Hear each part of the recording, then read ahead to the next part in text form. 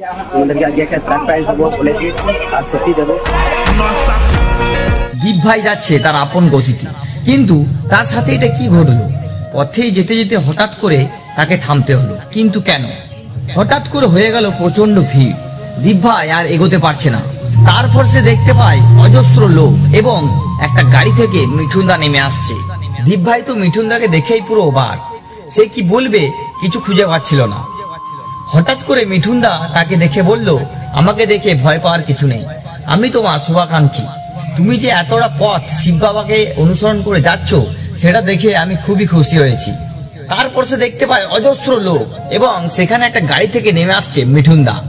মিঠুনদা দীপ ভাইকে বলে, তোমার যা যা প্রবলেম হবে সব আমি সলভ করতে রাজি আছি, তুমি এতটা পথ যাচ্ছ। এমনকি মিঠুনদা এটাও বলে, আমিও শিব বাবার একটা বড় ভক্ত, তাই তুমি যেহেতু যাচ্ছ আদিয়োগে এত দূর এরকম ভাবে দণ্ডি কাটতে কাটতে, তাই আমার খুব ভালো লেগেছে পার্সোনালি, তাই তোমার সাথে আমি দেখা করতে এলাম।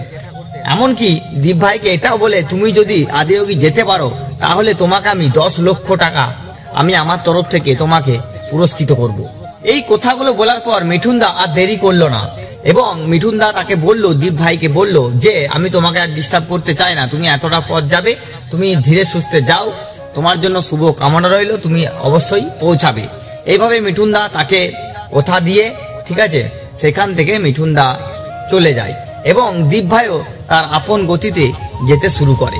এইভাবেই মিঠুনদা এবং দীপ ভাইয়ের মধ্যে কথোপকথন শেষ হয় এবং দীপ ভাই আস্তে আস্তে সেখান থেকে গন্ডি কাটতে কাটতে চলে যেতে শুরু করে।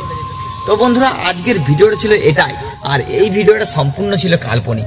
কাল্পনিক হলেও আমি চাই মন থেকে যেন দীপ ভাইয়ের সঙ্গে এরকম ঘটনা ঘটে, আর তোমরাও প্রার্থনা করো যে কোনো সেলিব্রিটি দীপ ভাইকে যেন অবশ্যই সাপোর্ট করে। তো বন্ধুরা, আজকের এটাই ছিল ভিডিও। দেখা হচ্ছে নেক্সট ভিডিওতে, আর কমেন্ট বক্সে জয় শ্রী মহাকাল অবশ্যই লিখবেন। তো দেখা হচ্ছে নেক্সট ভিডিওতে, তখন ভালো থাকবেন, সুস্থ থাকবেন, ধন্যবাদ।